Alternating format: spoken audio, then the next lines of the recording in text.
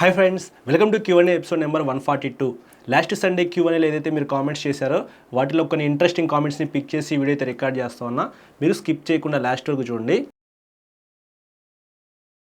First comment చూసే ముందు ఈ వీడియో అనేది నిన్న పోస్ట్ చేయాలి. ఎందుకు లేట్ అయిందంటే రాజమండ్రి భీమవరం ఆ వైపు అయితే నేను ట్రావెల్ చేశాను అనమాట. సో అందువల్ల కొంచెం లేట్ అయింది. నిన్న వీడియో అయితే రికార్డ్ చేయలేదు. చిన్న వర్క్ ఉండి అటు వెళ్ళాల్సి వచ్చిందనమాట. అందుకే ఈరోజు మళ్ళీ వీడియో రికార్డ్ చేస్తా ఉన్నా. సారీ. ఇంకా నుంచి మీకు ఎవ్రీ సండే అయితే Q&A వీడియో అయితే వస్తుంది. ఇప్పుడు ఫస్ట్ కామెంట్ చూద్దాం. గని కామెంట్ చేశారు, బ్రో బైక్ ప్రైస్ ఎందుకు షోరూమ్ని బట్టి మారిద్ది అని చెప్పేసి. మనకి ఇంపోర్ట్ ఛార్జెస్ అయితే ఉంటాయి. ఒకవేళ మన ఇండియాలో తయారు చేసిన వెహికల్ అనుకోండి, స్టేట్ని బట్టి మనకి ట్యాక్స్ అయితే ఉంటుంది కదా, GST అవన్నీ ఉంటాయి. కాబట్టి ప్రతి షోరూమ్ని బట్టి ప్రైస్ అయితే మారుతూ ఉండిద్ది. మనకి వెహికల్స్ అయితే ఎక్స్ షోరూమ్ ప్రైస్ ఢిల్లీ అని చెప్పేసి ఉండిద్ది కదా, ఢిల్లీలో ప్రైజెస్ అయితే జనరల్గా తక్కువ ఉంటాయి.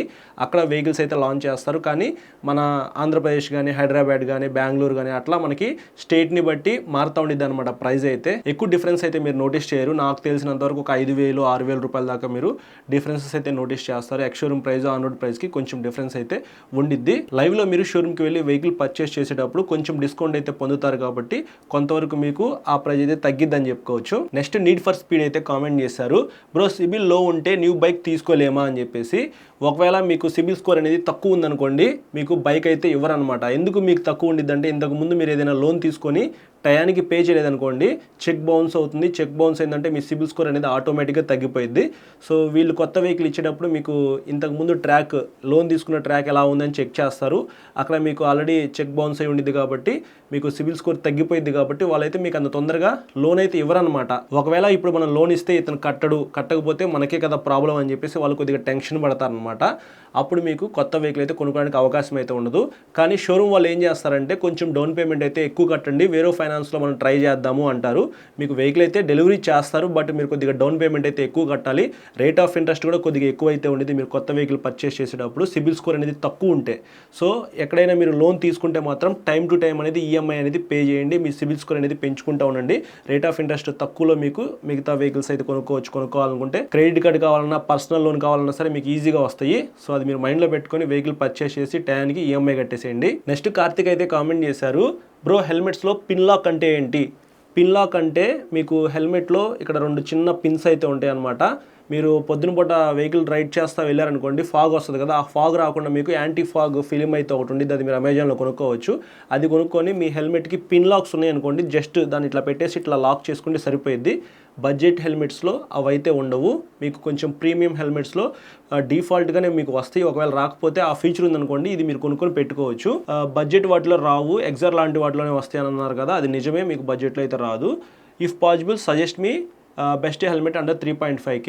బ్రో ఆల్రెడీ మన ఛానల్లో బెస్ట్ హెల్మెట్స్ ఏంటి అనే దాని గురించి ఒక వీడియో రికార్డ్ చేస్తే మన ఛానల్లో ఉంది, మీరు చెక్ చేయండి. నెక్స్ట్ శ్రీకాంత్ అయితే కామెంట్ చేశారు, బ్రో RR 310 తీసుకోవచ్చా అని చెప్పేసి.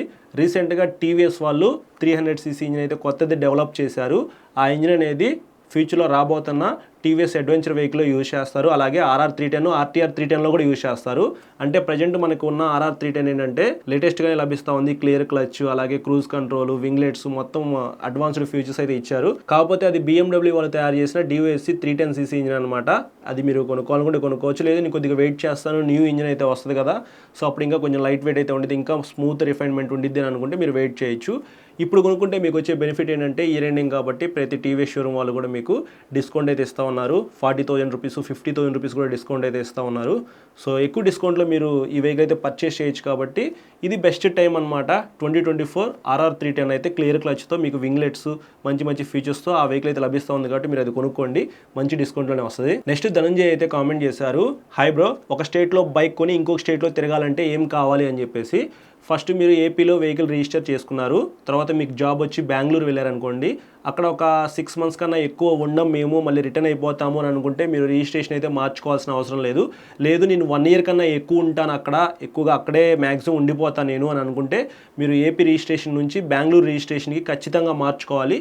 అప్పుడు మార్చుకోవాలంటే మాత్రం మీరు ఏపీలో ఏదైతే వెహికల్ పర్చేస్ చేశారో వాళ్ళ దగ్గరికి వెళ్ళి, అంటే RTO ఆఫీస్ దగ్గరికి వెళ్ళి ఫస్ట్ NOC అయితే తీసుకోవాలి, నో అబ్జెక్షన్ సర్టిఫికేట్ తీసుకొని మీరు మళ్ళీ అక్కడ బెంగళూరు RTO ఆఫీస్ దగ్గరికి వెళ్ళి ఇది సబ్మిట్ చేసి రిజిస్ట్రేషన్ అయితే మార్చుకోవాల్సి ఉంటుంది. అప్పుడు మీకు registration certificate, pollution, insurance, driving licence ఇవన్నీ మీరు ఆ RTO ఆఫీస్లో సబ్మిట్ చేస్తే అప్పుడు మీకు ఆ స్టేట్కి ఖచ్చితంగా రిజిస్ట్రేషన్ అయితే చేస్తారు. నెక్స్ట్ విశాల్ అయితే కామెంట్ చేశారు, బ్రో టెస్ట్ రైడ్ ఎన్ని కిలోమీటర్స్ చేయొచ్చు అని చెప్పేసి. బ్రో జనరల్గా టెస్ట్ రైడ్ అంటే ఏంటంటే మనం షోరూమ్కి వెళ్ళి వెహికల్ తీసుకుంటాము, ఈ వెహికల్ మనం కొందాం అని చెప్పేసి ఫిక్స్ అయిపోతాం కదా, ఆ వెహికల్ని మనం కొంచెం దూరం టెస్ట్ రైడ్ చేస్తాము. వెహికల్ బ్రేక్స్ ఎలా పెర్ఫామ్ చేస్తున్నాయి, ఇంజిన్ అనేది స్మూత్గా ఉందా హార్డ్గా ఉందా, క్లచ్ స్మూత్గా ఉందా హార్డ్గా ఉందా, టైర్స్ గ్రిప్ బాగుందా లేదా అని చెప్పేసి మనం జనరల్గా టెస్ట్ చేస్తాం అనమాట ఆ వెహికల్ని. సో దాన్ని టెస్ట్ రైడ్ అంటారు. దాన్ని మీరు ఎంతవరకు తీసుకెళ్తారు, మహా అయితే ఒక 5 కిలోమీటర్స్ తిరుగుతారు. ఆ టెస్టింగ్ మొత్తం 5 కిలోమీటర్స్ కన్నా మీరు ఎక్కువ చేయలేరు కదా, లేదు అని అనుకుంటే ఇంకొక 5 కిలోమీటర్స్ ఎక్స్ట్రా తిరుగుతారు. మహా అయితే 10 కిలోమీటర్స్ కన్నా మనం ఎక్కువ టెస్ట్ చేయలేము, వాళ్ళు మనకి చాలా తక్కువ టైం అయితే ఇస్తారు. లేదు నేను ఆ రోజు మొత్తం కూర్చొని టెస్ట్ చేసుకుంటానంటే వాళ్ళు ఊరుకోరు. ఒక 5 to 10 కిలోమీటర్స్ అయితే మీరు టెస్ట్ రైడ్ చేయొచ్చు. నాకు తెలిసినంత వరకు ఒక 5 కిలోమీటర్స్ మోర్ దెన్ ఎనఫ్ అని చెప్తాను. కొంచెం స్పీడ్గా వెళ్ళి బ్రేక్స్ వేయటం, ఇంజిన్ స్మూత్గా ఉందా లేదా, క్లచ్ బాగుందా లేదా, ఆ ట్రాఫిక్లో ఈ వెహికల్ నేను మేనేజ్ చేయగలనా లేదా అనేది మొత్తం మనం చెక్ చేసుకోవడానికి ఒక 5 కిలోమీటర్స్ అయితే సరిపోద్ది. ఆల్రెడీ మీకు ఆ వెహికల్ డిజైన్ నచ్చి కొనుక్కుందామనే వెళ్తారు. సో జస్ట్ ఏదో ఫార్మాలిటీగా టెస్ట్ రైడ్ చేస్తారనమాట. టెస్ట్ రైడ్ చేస్తే మంచిదే, నేను కూడా ప్రతి వీడియోలో చెప్తాను. టెస్ట్ రైడ్ చేసి ఆ వెహికల్ మీకు సెట్ అయితే నేను కొనుక్కోండి అని చెప్పేసి. ఎందుకంటే సెట్ అవ్వలేదనుకో మళ్ళీ మనం సేల్ చేయాలంటే చాలా వరకు మనీ అయితే లాస్ అవుతాం. అది మీరు మైండ్లో పెట్టుకొని టెస్ట్ రైడ్ చేసి మీకు అంతా ఓకే అని అనుకుంటేనే ఆ వెహికల్ కొనుక్కోండి. సో ఒక 5 to 10 కిలోమీటర్స్ అయితే మీరు టెస్ట్ రైడ్ చేయొచ్చు బ్రో. నెక్స్ట్ శ్రీ అయితే కామెంట్ చేశారు 2025 మోడల్ ప్రైజెస్ ఇంక్రీజ్ అవుతుందా అని చెప్పేసి. ఎవ్రీ ఇయర్ అయితే బైక్ ప్రైస్ అనేది పెరిగిద్ది కానీ తగ్గదు బ్రో. సో మనకి ఇయర్ ఎండింగ్ వచ్చింది కాబట్టి ఏదైతే పెరిగిన వెహికల్ ప్రైస్ ఉందో అవి మనకి డిస్కౌంట్లో అమ్ముతారు కాబట్టి అదొక ప్లస్ పాయింట్ అని చెప్పుకోవచ్చు. 2025లో ఏదైనా ఒక వెహికల్ మనకి వచ్చింది అంటే అది మార్చిలో కానీ ఫిబ్రవరి ఎండింగ్లో కానీ రావచ్చు. కొంతమంది జనవరిలో కూడా తీసుకొస్తారనమాట. ఫర్ ఎగ్జాంపుల్ చెప్పాలంటే హోండా యూనికాన్ ఉంది. హోండా యూనికాన్ స్టాక్ అన్నీ అయిపోయినాయి అనుకుందాము. జనవరిలో వాళ్ళకి 2025 మోడల్స్ వస్తే అవి డిస్ప్లే పెడతారు. ఒకవేళ ఆ షోరూంలో 2024 మోడల్స్ ఇంకా ఉన్నాయనుకోండి, 2025 మోడల్స్ తీసుకురాకుండా ఆ వెహికల్స్ సేల్ చేసేదాకా అవి తీసుకురారనమాట. సో ఇట్లా ట్రిక్స్ అయితే ప్లే చేస్తారు షోరూమ్ వాళ్ళు. మీరు 2025 వెహికల్ పర్చేస్ చేయాలి అంటే కొంచెం అడ్వాన్స్ పే చేసి వెయిట్ చేయండి, లేకపోతే షోరూంలో ఉంటే డైరెక్ట్గా కొనుక్కోవచ్చు.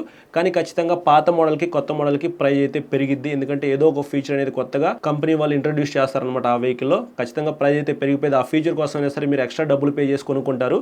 రియల్లీ నాకు ఆ ఫీచర్ ఇష్టం ఉంది, కొనుక్కోవాలి, నాకు అవసరం ఉపయోగపడిద్ది అని అనుకుంటేనే మీరు ఎక్స్ట్రా ఇన్వెస్ట్ చేసి 2025 మోడల్ కొనుక్కోండి.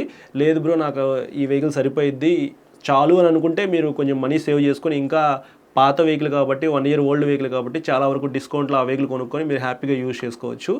So it depends on yours bro. నాకు అది కావాలా వద్దా అనేది మీరు ఆలోచించుకొని కొనుక్కోండి. సుశాంత్ అయితే కామెంట్ చేశారు, బ్రో లాంగ్ రైడ్స్ వెళ్ళడానికి హిమాలయన్ బెస్టా స్పోర్ట్స్ వెహికల్ బెస్టా బ్రో అని చెప్పేసి.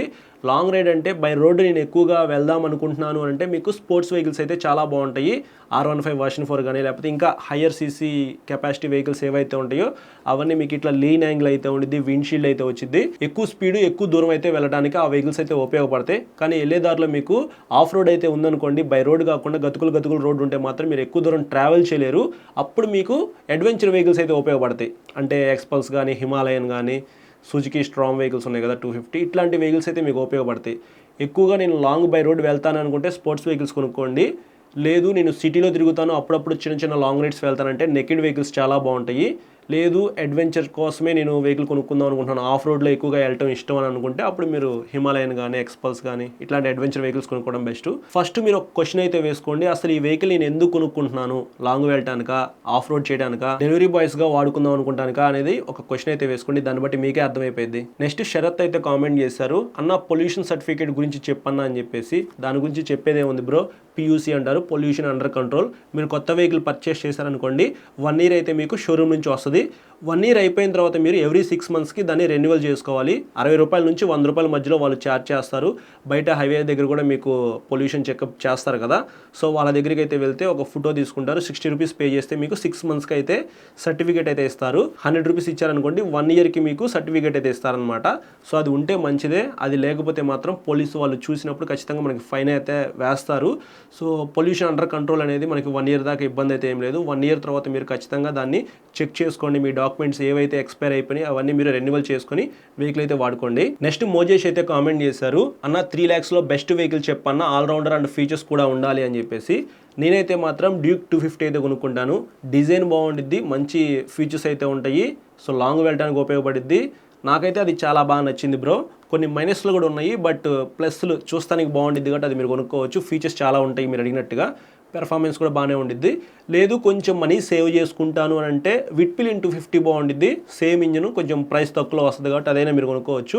లేదు బ్రో ఖచ్చితంగా 3 lakhs నేను ఇన్వెస్ట్ చేస్తాను, నాకు కొద్దిగా హయ్యర్ సీసీ వెహికల్ కావాలి అనుకుంటే ట్రయంఫ్ కంపెనీ దగ్గర నుంచి స్పీడ్ 400 మీరు కొనుక్కోవచ్చు. 400 cc వెహికల్ అనమాట. పవర్ అండ్ టార్క్ కూడా కొద్దిగా ఎక్కువ ఉంటుంది, దాంట్లో కూడా మంచి ఫీచర్స్ అయితే ఉంటాయి. ఇవి మీరు ట్రై చేయొచ్చు. లేదంటే నేను వెయిట్ చేస్తాను బ్రో అంటే మాత్రం మీకు హీరో దగ్గర నుంచి ఎక్స్ట్రీమ్ 250R అయితే వస్తుంది. దాంట్లో కూడా చాలా మంచి మంచి ఫీచర్స్ అయితే ఇచ్చారనమాట. అఫీషియల్గా మనకి వెహికల్ లాంచ్ అయిన తర్వాత నేను ఒక వీడియో చేస్తాను, మీరు కొంచెం వెయిట్ చేయండి. హీరో దగ్గర నుంచి చాలా మంచి మంచి వెహికల్స్ అయితే రాబోతా ఉన్నాయి, వాటిలో మీరు ఒకటి కొనుక్కోవడానికి అవకాశం అయితే ఉండిద్ది. ప్రజెంట్ కొంచెం వెయిట్ చేయండి. ఫైనల్గా సంతోష్ అనే పర్సన్ అయితే ఇన్స్టాగ్రామ్లో మెసేజ్ చేశారు, హాయ్ బ్రో, ప్రజెంట్ నేను వాడుతున్న బైక్ని సేల్ చేయాలనుకుంటే ఆ బైక్ రిజిస్ట్రేషన్ అయిన నా నేమ్ నుండి బయ్యర్ నేమ్కి ఎలా మార్చుకోవాలి అండ్ టోటల్ ఒక bike person to person sale చేసేటప్పుడు ఏం ప్రాసెస్ ఫాలో అవ్వాలి, ఇన్ఫర్మేషన్ కావాలి అని చెప్పేసి. బ్రో సింపుల్ బ్రో, మీ ఏరియాలో రిజిస్ట్రేషన్ ఆఫీస్ అయితే ఉండేది కదా, ఆర్టీఓ ఆఫీసు, వెహికల్స్ రిజిస్టర్ చేస్తారు కదా, అక్కడికైతే వెళ్ళి మీరు ఫస్ట్ వెళ్ళి తంబేశారనుకోండి, తర్వాత ఆ అబ్బాయి కూడా తంబేస్తే మీ పేరు మీద నుంచి ఆ అబ్బాయి పేరు మీదకి అయితే మారిపోయింది.